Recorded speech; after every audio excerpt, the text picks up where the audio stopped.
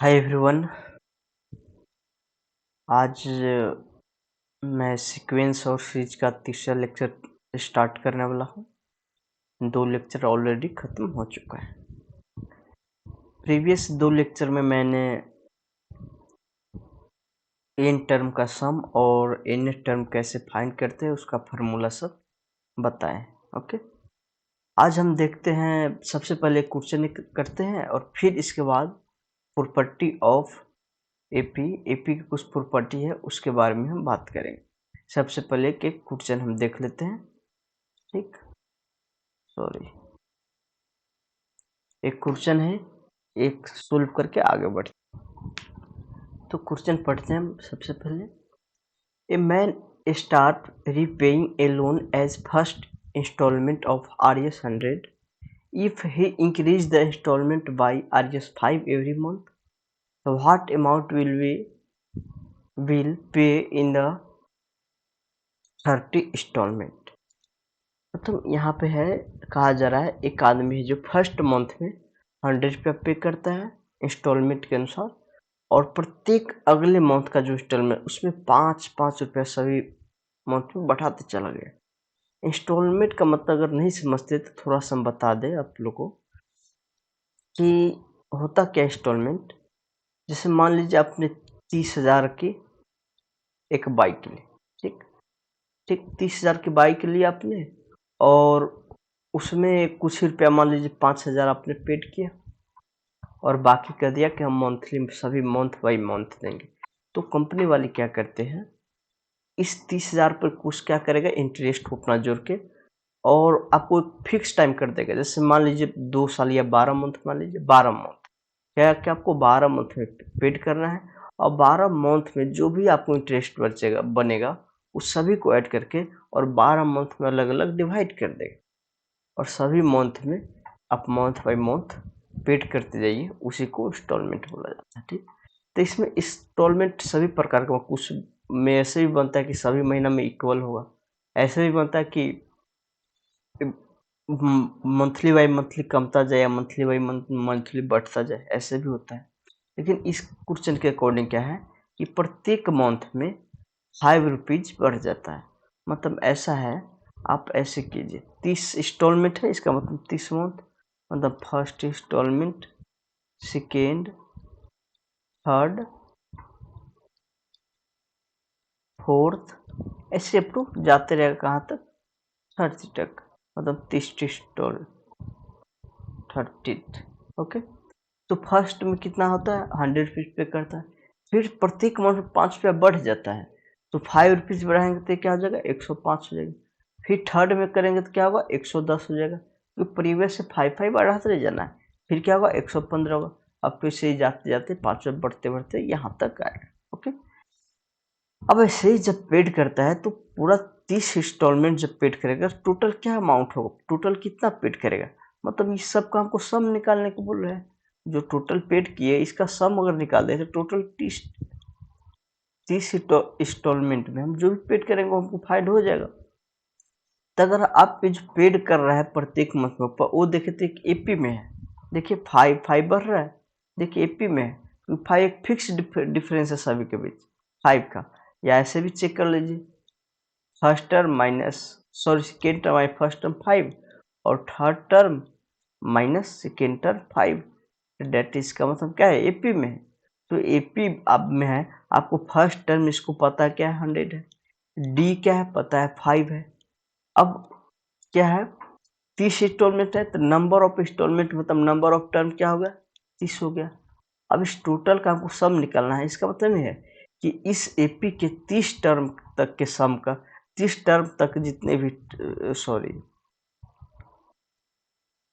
30वां पद तक के सभी पदों का क्या है, सम निकालना है। तो हम तो फॉर्मूला जानते हैं कि क्या होता है, S n is equal to n by two into 2a plus n minus 1 into d. Okay, अब एन क्या है, 30 है, तो 30 पुट कर दीजिए, तो हमको क्या आ जाएगा, एस 30 इजकल टू 30/2, 2a का मतलब 200 और एन माइनस 1 मतलब 29 इंटू 5। इसको कैलकुलेट करके लिख लेंगे, यही आपका आंसर आ जाएगा। ओके, तो जो 30 इंस्टॉलमेंट टोटल पेड करेगा उस सभी का सम आ जाएगा। जैसे इनडायरेक्ट लैंग्वेज बनाकर इनडायरेक्ट रूप से पूछ देगा, आपको नहीं बताएगा वो एपी है या कौन सा सीक्वेंस। ठीक, चलिए कुछ प्रॉपर्टी हम देखते हैं एपी का, और लिख लीजिएगा हेडिंग में प्रॉपर्टी ऊपर अपना देकर।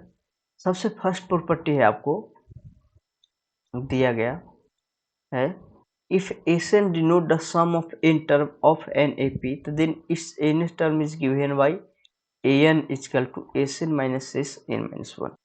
इसका कहना क्या है कि कोई एक AP है, उसका n टर्म का सम,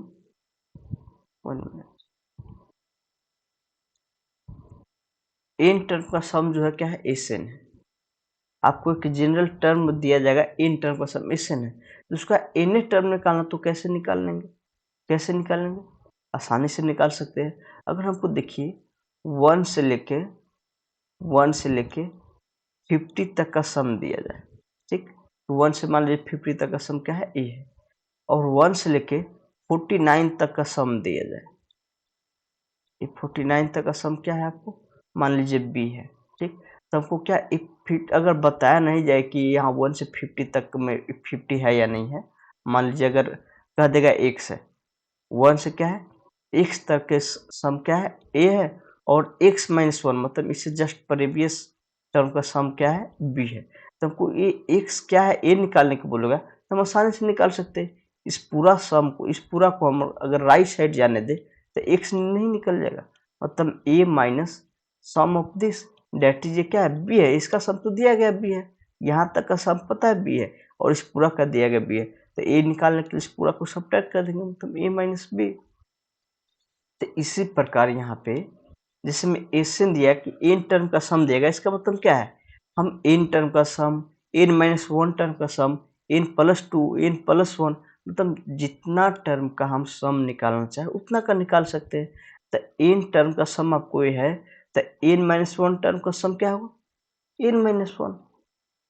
ठीक, अब हम n टर्म जैसे में यहाँ पे देखिए फर्स्ट टर्म होगा, ठीक, ऐसे ऐसे a1 a2 a3 up to an क्या होगा आपका n टर्म होगा। ठीक, अब an माइनस 1 इसको ऐसे कर, ठीक, अब a1 से लेके मतलब फर्स्ट टर्म से लेके n माइनस 1 टर्म जो है, इस सब का सम तो दिया गया हमको, क्या दिया गया है, इस n माइनस 1 है दिया गया, मतलब इस एसेंट टर्म को जो जनरल टर्म दिया गया है सम ऑफ n टर्म का, उससे हम फाइंड कर लेंगे। ओके, इक्वल टू एस यहाँ से क्या एस एन नहीं आ जाएगा, दैट इज एन टर्म नहीं आ जाएगा, n my S n into S n minus 1 आसानी से आ जाएगा। एस एन आपको कैसे दिया जाएगा, ऐसे दिया गया एस एन इक्वल टू कर देगा मान लीजिए 2n स्क्वायर और प्लस का 5n। ठीक, एस एन है, आपको कह देगा एन टर्म फाइंड कीजिए, एक एपी का क्या है एन टर्म का सम है, तो एन टर्म फाइंड करने को बोलेगा, तो आप सबसे पहले क्या करेंगे, एन की जगह एन माइनस 1 पुट करके एन माइनस 1 टर्म तक के सम फाइंड कर लेंगे।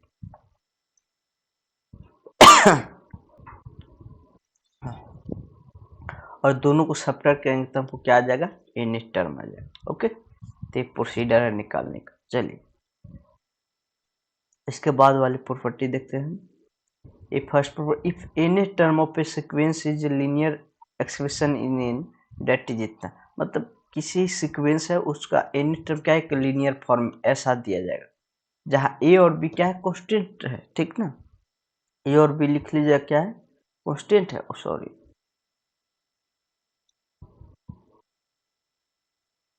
ये जो एन टर्म है आपको एन टर्म दिया गया जो कि लीनियर है, एन में लीनियर है, और ए भी क्या है कांस्टेंट है, तो हम उससे एन माइनस 1 टर्म निकाल सकते हैं। जब एन टर्म दिया गया इसका मतलब क्या है, उस सीक्वेंस का सभी टर्म दिया गया है, एन की जगह 1 रखिए तो फर्स्ट टर्म आ जाएगा, 2 रखिए तो सेकेंड आ जाएगा, 3 रखिए थर्ड टर्म आ जाएगा, तो एन माइनस 1 रखेंगे तो हमको क्या आ जाएगा, एन माइनस 1 टर्म आ जाएगा।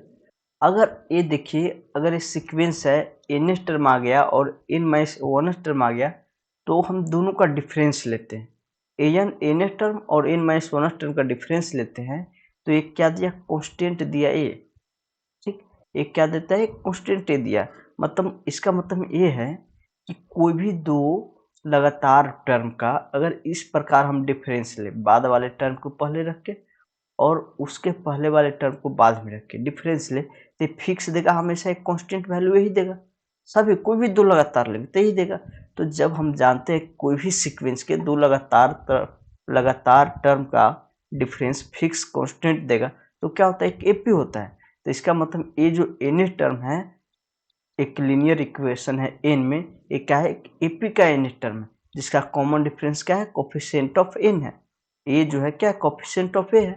तो हम ये कह सकते हैं कि कोई भी लीनियर एक्सप्रेशन क्या है, एक एपी का एन टर्म है और कॉमन डिफरेंस क्या होगा, कोफिशिएंट ऑफ वेरिएबल होगा, जो वेरिएबल होगा उसका कोफिशिएंट होगा। ठीक, इसका प्रूफ भी आपने देख लिया। इसके आगे चलते हैं।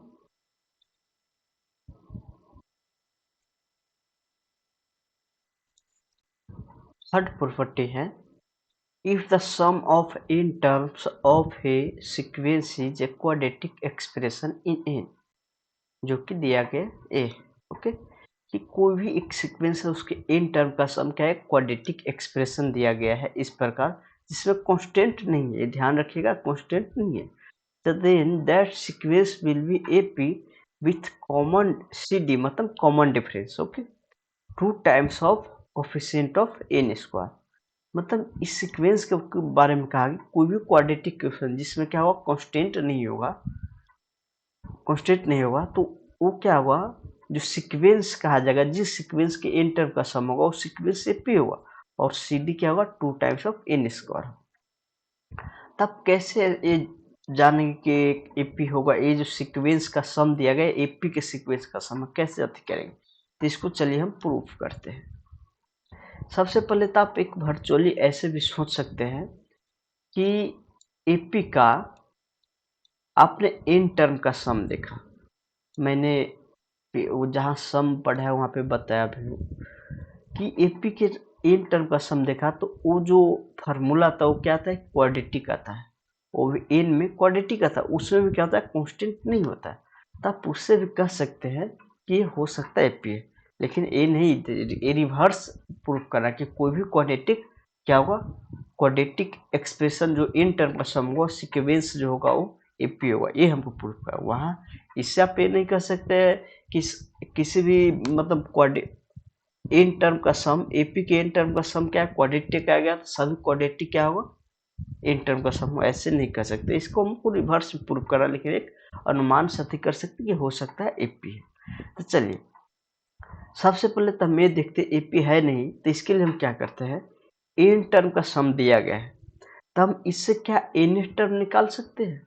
एन टर्म हमने जस्ट ऐसे एन टर्म नहीं निकाल सकते क्या, S n minus S n minus one, ऐसे आसानी से निकाल सकते इस फॉर्मूला को, जस्ट इससे पहले बताया है। ओके, तो क्या होगा, a n square plus b n minus a n plus, sorry minus होगा, माइनस वन का हल होगा minus b n. Okay, minus minus आ जाएगा, तो माइनस माइनस यहाँ कैंसिल हो जाएगा। अगर ए आप कॉमन लेते हैं तो ये आ जाएगा n square minus n minus one का होल स्क्वायर। ठीक, अब a square minus b square कर दीजिए, तो क्या आएगा, a plus b that is 2n minus one, और a minus b that is 1 आ जाएगा। तो 1 को तो लिखना जरूरी ही नहीं है। अब यहाँ देखिए ए जो आ जाएगा 2an माइनस ए आ जाएगा, 2an माइनस एन। अब हमने इस सीक्वेंस का एन टर्म फाइंड किया, तो पता चला कि ये तो एक लीनियर है, जो कि एन में लीनियर है। और हम जस्ट प्रीवियस प्रॉपर्टी इसका देखे हैं कि कोई भी लीनियर एन टर्म क्या तो वो तो एपी का होता है। तो यहाँ एक क्या है, एपी, ये जो एन टर्म है एक एपी का आएगा, इसका मतलब ये जो एन टर्म का सम दिया गया है जिस सीक्वेंस का, वो सीक्वेंस क्या हुआ, एपी होगा। और यहाँ देखिए हमने जस्ट प्रीवियस में पढ़ा है कि कोई भी लीनियर सीक्वेंस जो होगा वो एपी में तो होगा ही, और जो कॉमन डिफरेंस होता है वो क्या होता है, एन का कोफिशिएंट होता है। तो एन का कोफिशिएंट क्या है, 2a है, और ये जो 2a है देखिए, ए जो है एन स्क्वायर का कोफिशिएंट है, तो वही n 2 times of n square है। तो ये आपको क्या आ गया, हम ऐसे भी डायरेक्ट बोल सकते हैं कि एन टर्म को एन टर्म के सम को देखकर हम ये बोल सकते हैं कि ये क्वाड्रेटिक है विदाउट क्या है, कांस्टेंट का। तो ये क्या है, ये जो सीक्वेंस है ओपी है और इसका CD क्या होगा, 2a होगा। ओके, तो ये प्रॉपर्टी ए आप ध्यान रखिए, ये भी आगे हो जाएगा। ठीक, चलिए अगर इसका हमको डी फाइंड करना हो, कॉमन डिफरेंस तो हो गया। अगर फर्स्ट टर्म फाइंड करना हो तो फर्स्ट टर्म फाइंड करने के लिए डायरेक्ट जब एन टर्म आ गया तो आप क्या करेंगे, सीधा एन इक्वल टू 1 रख देंगे, तो ए आपको आ जाएगा, क्या आएगा, फर्स्ट टर्म आ जाएगा। एन टर्म आ गया तो फर्स्ट टर्म सेकेंड टर्म कोई भी टर्म नहीं फाइंड कर सकते। ठीक, तो कभी भी अगर एन टर्म का सम दिया गया हो तो आप उससे एन टर्म निकालिए, फिर जो भी टर्म निकालना, दूसरा तीसरा चौथा पांचवा, सब निकाल सकते हैं। इसके बाद देखिए एक है, if sequence A1 A2 A3 AN are in AP, तो then AN n-1 AN-2 A1 are also in AP। मतलब कहा क्या गया है कि एक सीक्वेंस है जिसमें A1 A2 क्या है, AP में हुआ, तो इसका क्रम पलटने पर, मतलब लास्ट वाले उसको फर्स्ट में लेने पर और जो फर्स्ट वाले में उसको लास्ट करने पर, मतलब इधर से क्रम में लेने पे,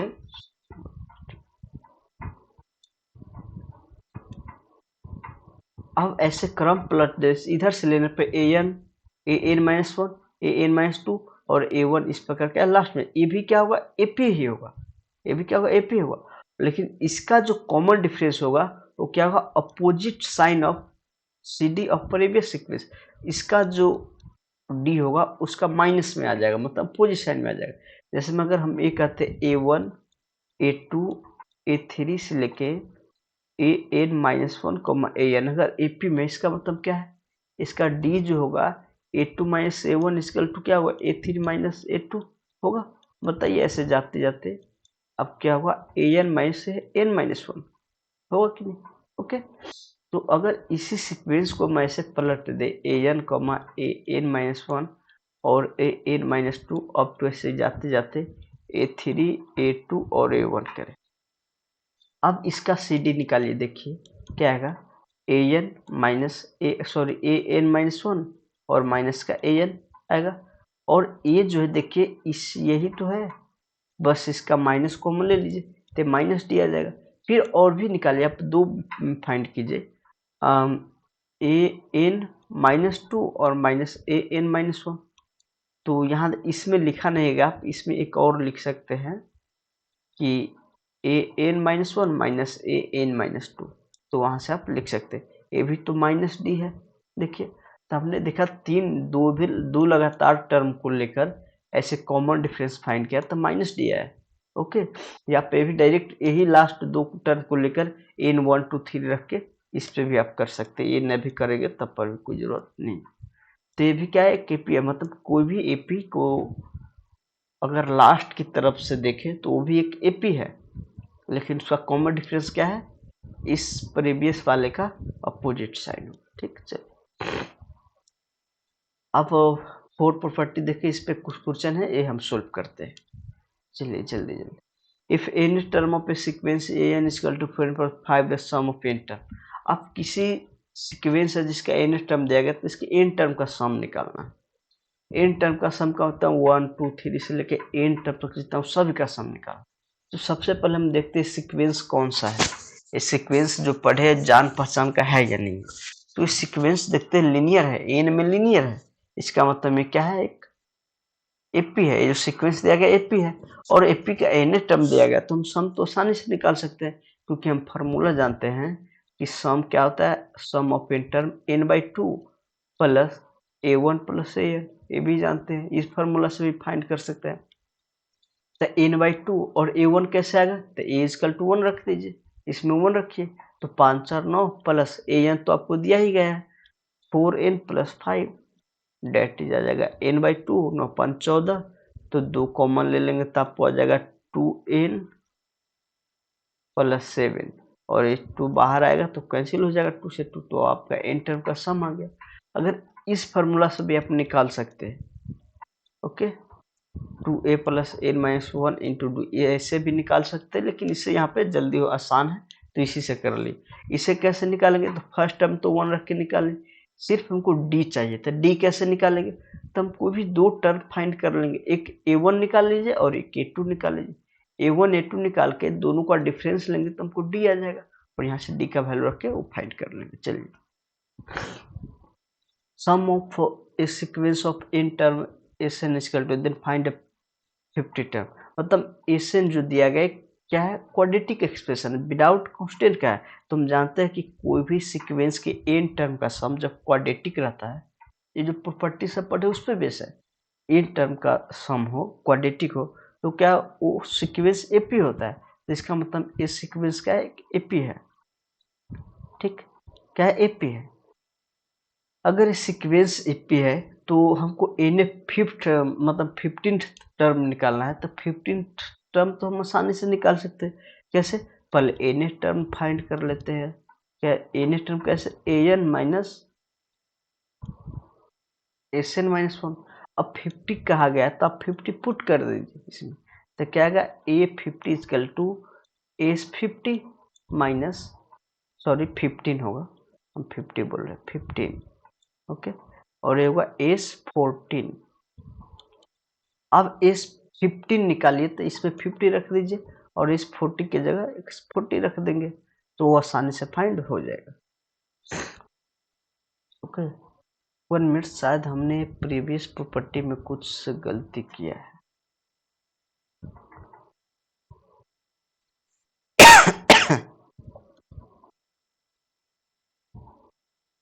यहाँ पे देखिए, हमने रखा है यहाँ पे जो होगा n माइनस 1 होगा, सॉरी यहाँ n माइनस 1 यहाँ भी रखना पड़ेगा, तब तो bn से bn कैंसिल होगा और लास्ट में आपको बच जाएगा एक, ये तो बचा ही है, प्लस b इसमें बच जाएगा।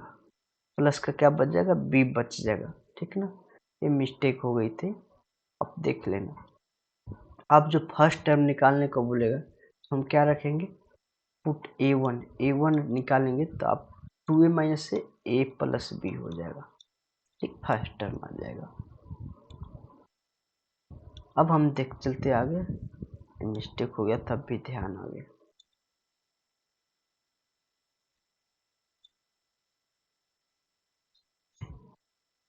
चलिए, 2 क्वेश्चन हो चुका है।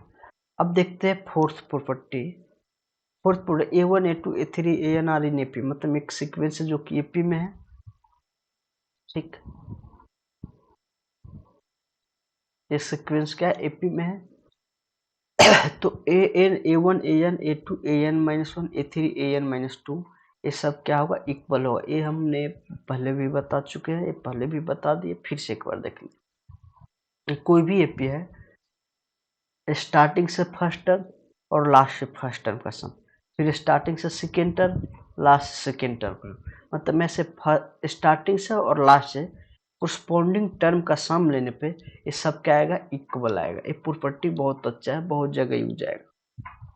ठीक ना, तो आप ये ध्यान रखना कि किसी भी एपी का स्टार्टिंग से और एंडिंग से कोरस्पॉन्डिंग टर्म का सम लेने पे दो दो का क्या आएगा, इक्वल आएगा। ठीक, चलिए, फिफ्थ नंबर क्वेश्चन है, सॉरी प्रॉपर्टी है, in AP of n term PS term from end equal to n minus p plus 1। मतलब कहने का मतलब है किसी एपी में एन टर्म है, ठीक,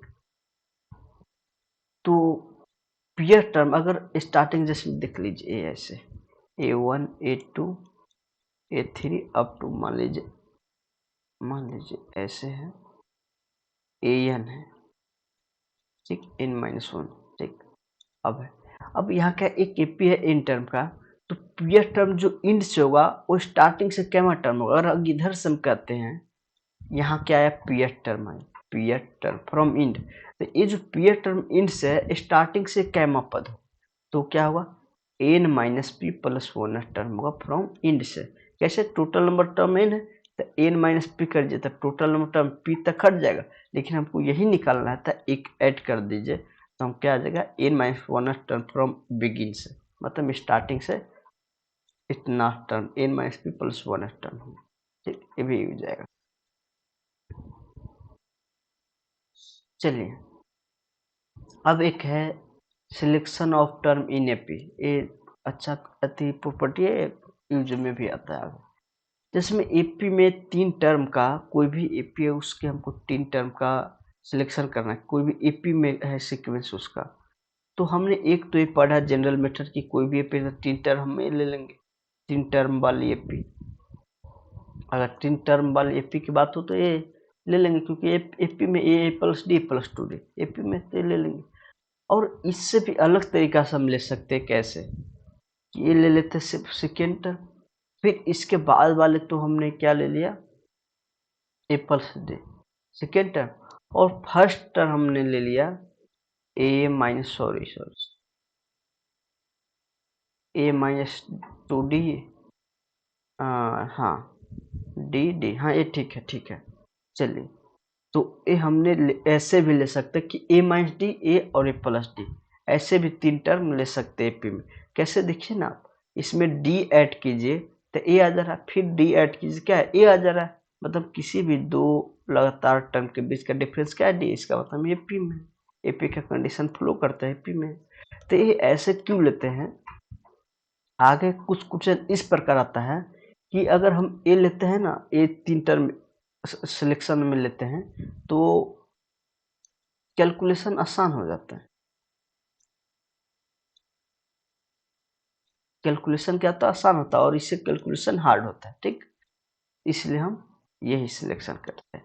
चलिए, अब 4 टर्म, इस पर अगर 4 टर्म कराता है, ऐसे ही एक जैसे में एक पेयरिंग बना रहेगा, प्लस वाले तो एक प्लस तो एक प्लस, सॉरी एक माइनस तो एक प्लस, ऐसे पेयरिंग बना के लेना रहता है। तब में से 2 टर्म लेंगे, एक क्या लेंगे ए माइनस डी, और एक ले लेंगे ए प्लस डी, पहले बीच का टर्म। अब इस दोनों को बीच का डिफरेंस क्या है, 2d है, हमको 4 टर्म लेना, तो 2d ऐड कीजिए आगे, तो 2d क्या हुआ 3d, और ये हो जाएगा ए माइनस का 3d। ओके, अब ये क्या है एपी में आ जाएगा। तो ऐसे पेयरिंग के मतलब प्लस माइनस का कॉम्बिनेशन बना रहता है, ताकि क्या होगा, ऐड करेंगे तो कैंसिलेशन होगा। ओके, इसीलिए आगे क्वेश्चन देखेंगे तो ज़्यादा क्लियर होगा क्यों ये लिए। अब 5 टर्म का लेना है, तो 5 टर्म में तो कैसे भी आप पेयरिंग करेंगे तो एक तो बचेगा ही, तो एक बचेगा, तब बीच वाले ए ले लीजिए, फिर आप क्या लीजिए ए प्लस डी लीजिए, और इधर ए माइनस डी ले लीजिए, फिर इधर एक लीजिए ए प्लस 2d लीजिए, और फिर इधर ले लीजिए आप ए माइनस का 2d, 5 तक पूर जाएगा। फिर 6 लेना, तो 6 में दो का पेयरिंग हो जाएगा, तो 6 वाले फिर ऐसे लेंगे, मतलब इवेन वाले में एक बार बीच वाले 2 रखेंगे, और कॉमन डिफरेंस 2d रखते हुए आगे जितना टर्म बढ़ाना हो पीछे भी उतना ही टर्म बढ़ा लेंगे। फिर ऑड वाले में भी क्या करेंगे, बीच वाले टर्म ए लेंगे, और कॉमन डिफरेंस डी रखते हुए जितना टर्म आगे बढ़ाएंगे उतना ही टर्म पीछे बढ़ा, ठीक। तो ये आपको सिलेक्शन करने का प्रोसीजर है, ए प्लस 5d और ए माइनस 3d और a minus 2d, A minus 5d, ठीक। ये क्वेश्चन आगे बनाने में इस पे आसानी होता है, इसलिए लेते। चलिए, जैसे में यहाँ देखिए क्वेश्चन दे भी दिया गया है कि sum of first 3 term of AP is इतना, देयर प्रोडक्ट इज इतना, तो फाइंड एपी। अब कोई भी एपी जिसमें 3 टर्म मतलब 3 टर्म वाली एपी भी कह सकते हैं, उसका सम इतना है और प्रोडक्ट इतना। तो अगर आप जनरल प्रोसेस से बनाएंगे ऐसे, लेट देखिए लैंग्वेज का थोड़ा ध्यान रखिएगा, मैं लैंग्वेज यहाँ इतना नहीं लिखता हूँ, ठीक ना। आप बोर्ड में बनाएंगे तो पूरा लैंग्वेज के साथ, let 3 term of AP, 3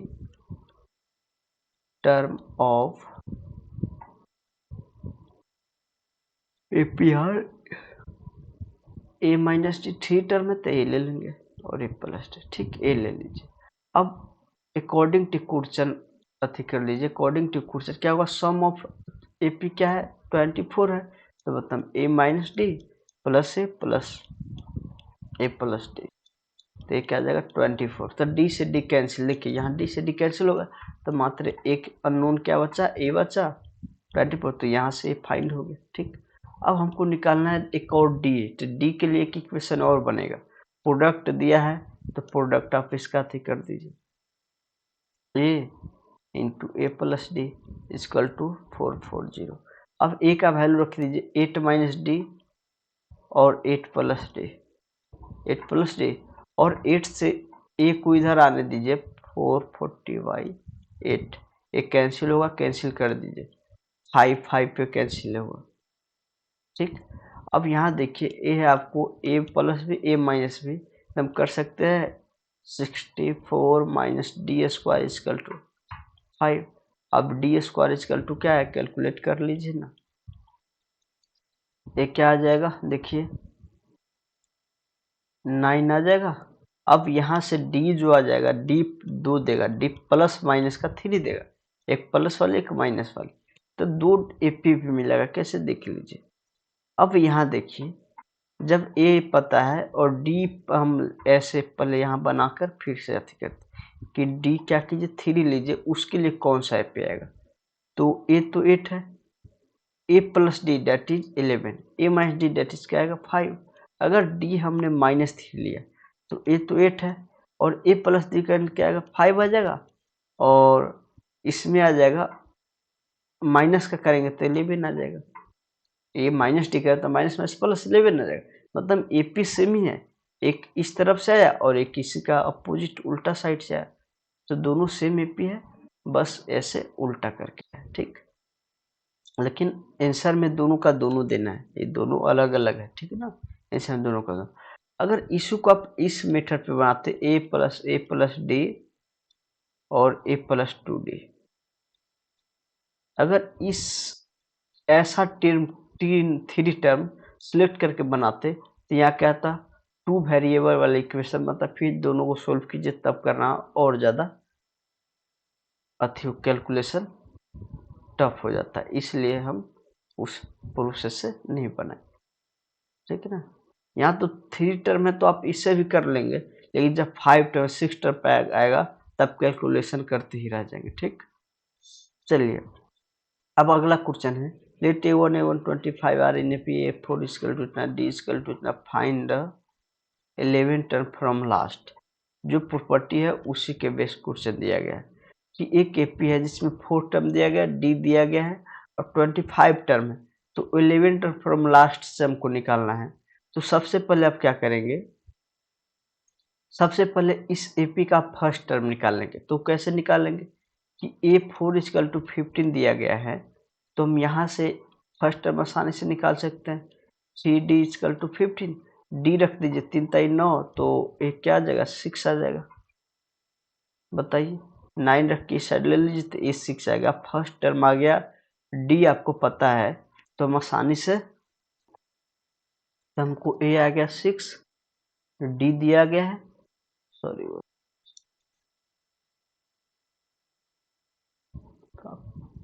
writing उतना अच्छी नहीं बनी, तो a plus 9 equal to 15 that is a क्या आ जाएगा 6। ये सब आप जल्दी करना क्योंकि ये सब 10th में पढ़ चुके हैं, ठीक। अब हमको फाइंड करना है 11 टर्म फ्रॉम लास्ट, मतलब लास्ट से 11 टर्म फाइंड, तो यहाँ 2 प्रोसेस कर सकते हैं। अगर 11 टर्म लास्ट से है तो स्टार्टिंग से क्या टर्म होगा बताइए, 25 माइनस 11 प्लस 1 टर्म हो जाएगा, ने बताया n minus p plus 1 term, just previous property, तो 10 जाएगा तो क्या आएगा 15 टर्म आ जाएगा, ओके। अब 15 टर्म फाइंड करना, 15 टर्म तो हम आसानी से निकाल सकते हैं क्या a प्लस 14d, ओके, ये क्या 6 है और 14 42 डेट इज 48 आ जाएगा, ठीक। एक तो ये मेथड है, और एक ये आप कर सकते हैं कि आपको फर्स्ट टर्म इसका पता है, ए तो डी है, ये लास्ट टर्म हो जाएगा, मतलब a4 पता है, तो हम क्या करेंगे कि डी तो हमको दिया गया, फर्स्ट टर्म हम निकाल a25 निकाल लेंगे, ठीक। a25 अगर फाइंड कर लेते हैं तो अगर इसी एपी को अगर हम इस साइड से देखें तो इसका फर्स्ट टर्म हो जाएगा, बताइए, और डी इस साइड से देखते हैं तो डी क्या हो जाएगा -3, बताइए।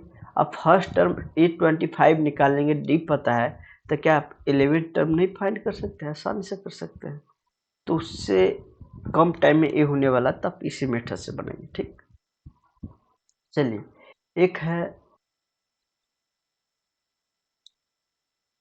एक दिया गया है, find the value of x if इतना इक्वल टू दिस, मतलब एक सीक्वेंस है जिसका 1 + 6 या सीरीज इसको कहिए, सीरीज है जिसका सम 148 के इक्वल दिया गया है। तो अगर हम देखें तो इस जो सीक्वेंस सीरीज है ये क्या है, एक एपी में है, एपी अर्थमेटिक प्रोग्रेशन है। 5 ऐड हो रहा है, देखिए 5 इसमें 5 इसमें 5 ऐड हो रहा है।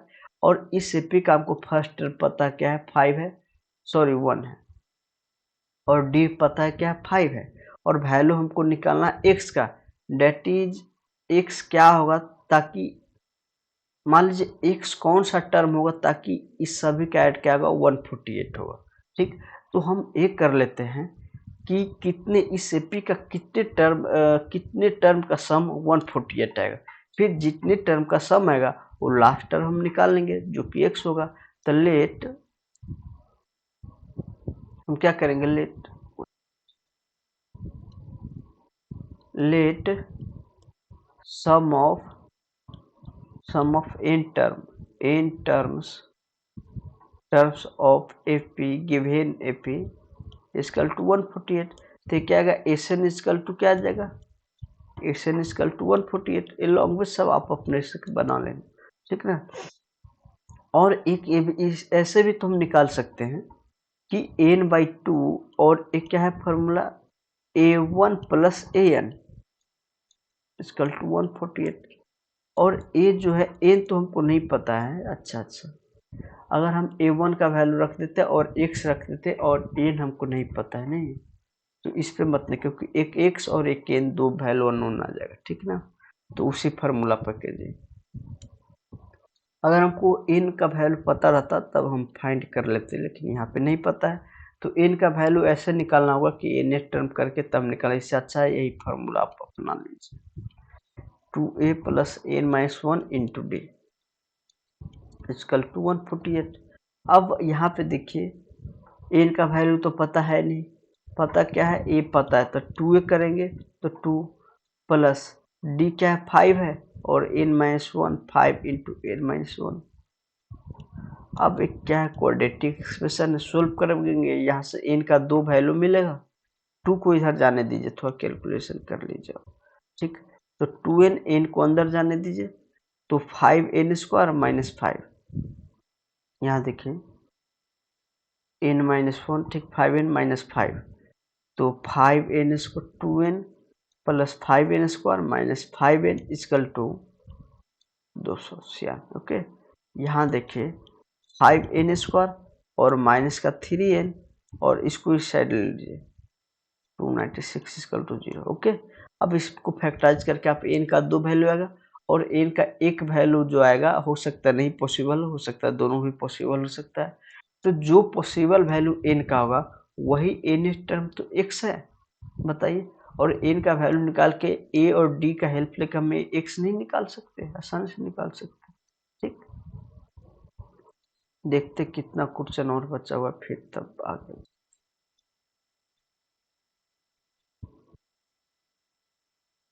चलिए लास्ट ही क्वेश्चन है, 2 है।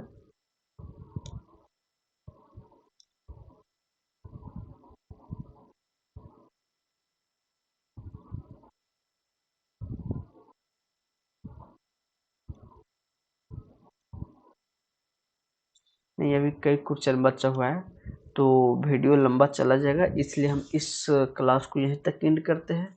और फिर से अगले क्लास में हम जो इसमें 2-4 सवाल बच गए हो और आगे हम कंटिन्यू करेंगे। Thank you for watching my video.